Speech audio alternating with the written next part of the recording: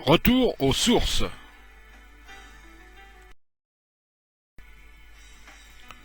Cette présentation a été réalisée et présentée par Roland Mossen et Alain Héroux.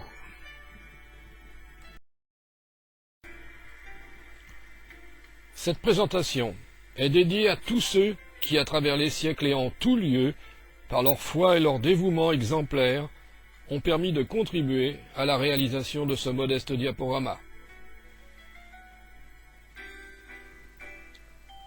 Nous espérons que celle-ci permettra à d'autres personnes de reprendre le flambeau.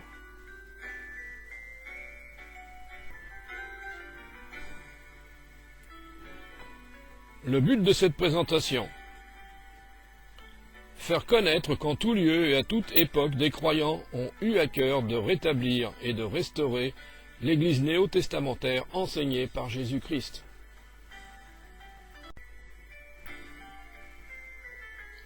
L'histoire de l'Église et des mouvements restaurateurs.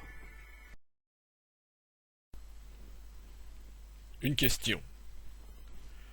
Voulez-vous connaître la vérité qui est claire dans toute sa pureté, avant que la théologie ne la dénature pour vous la transmettre? Lisez et croyez la Bible, toute la Bible, et rien que la Bible. C'est une citation de M. Jules Delaunay. Remontons ensemble le fleuve de Babylone, laissant en arrière de nous les vieux créneaux de la Réforme et la Rome des papes pour retourner à Jérusalem, berceau de notre foi chrétienne. Placez-vous sur les chemins, regardez et demandez quels sont les anciens sentiers, quelle est la bonne voie. Marchez-y et vous trouverez le repos de vos âmes. Jérémie 6, verset 16. Réformer, restaurer. Réformer, du latin reformare, ramener à une réformation plus stricte de la règle, changer en mieux. Le mot restaurer, remise en état, réflexion, nouvelle existence. Il y a donc une différence très nette entre réformer et restaurer. Vaut-il mieux restaurer? Vaut-il mieux réformer? Je pense que restaurer est une nouvelle existence. La question est: pourquoi restaurer? La réponse: parce qu'il y a eu déformation, parce qu'il y a eu éloignement.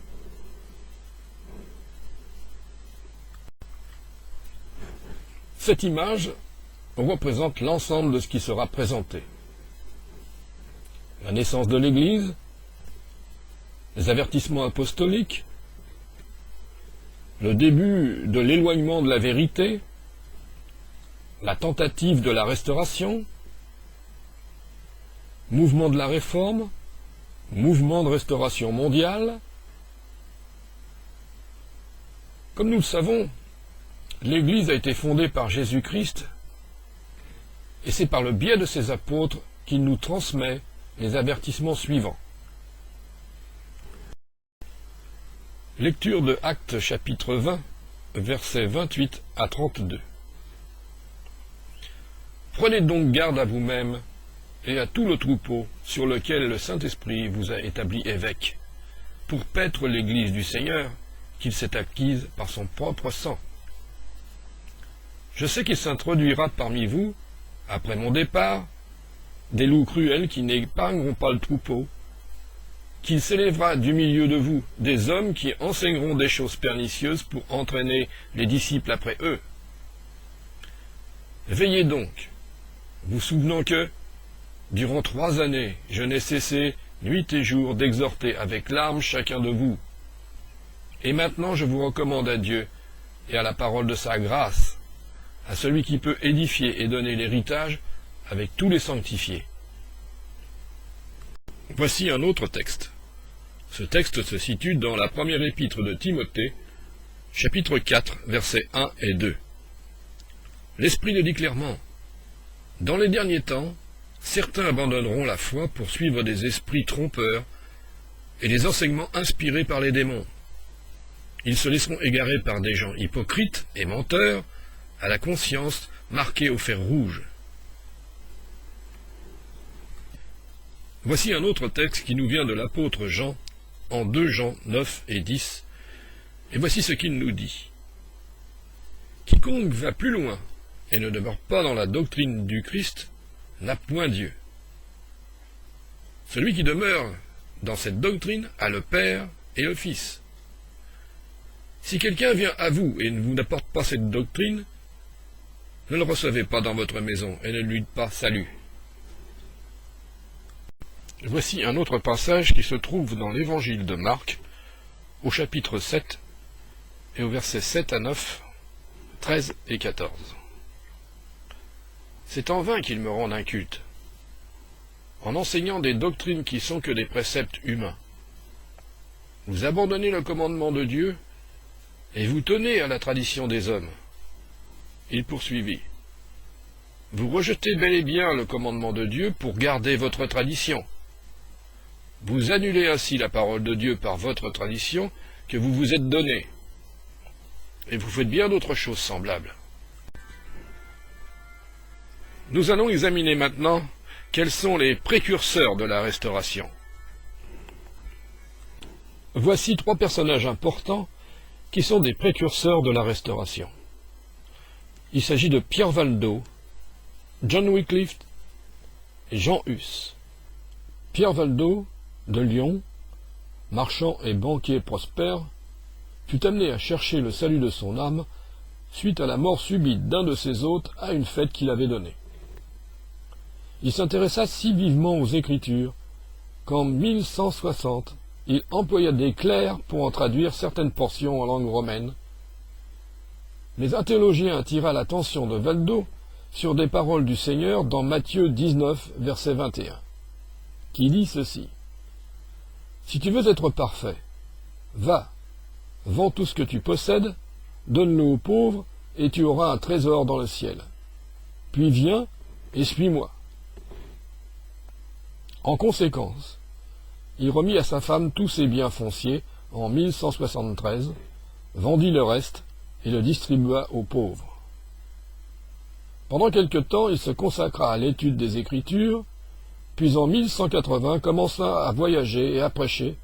S'inspirant des paroles du Seigneur, il envoya ses disciples 2 à 2 devant lui dans toutes les villes et dans tous les lieux où lui-même devait aller. Il leur dit, « La moisson est grande, mais il y a peu d'ouvriers. Priez donc le maître de la moisson d'envoyer des ouvriers dans sa moisson. Partez. Voici je vous envoie comme des agneaux au milieu des loups. Ne portez ni sac ni souliers et ne saluez personne en chemin. » Citation des Écritures. Valdo et ses compagnons voyagèrent et prêchèrent de cette manière, ce qui les fit nommer les pauvres de Lyon.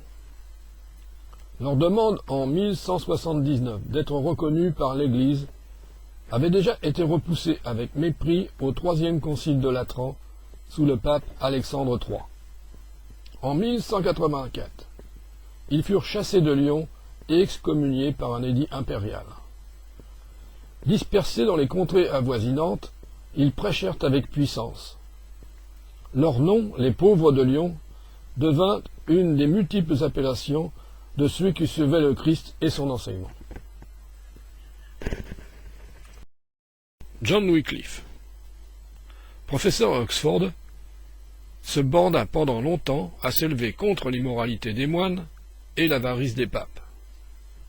Le schisme de l'Occident, à la fin du XIVe siècle, lui inspira des doutes sur l'autorité papale, et il fut alors exclu de l'université d'Oxford, mais il resta curé du petit village de Lutterworth. Il mourut paisiblement en 1384.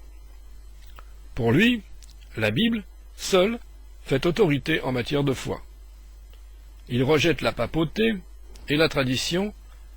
Ainsi a-t-il entrepris de traduire la Bible en anglais, mais cet ouvrage ne fut achevé qu'après sa mort. Wycliffe a combattu plusieurs erreurs catholiques, en particulier la transsubstantiation.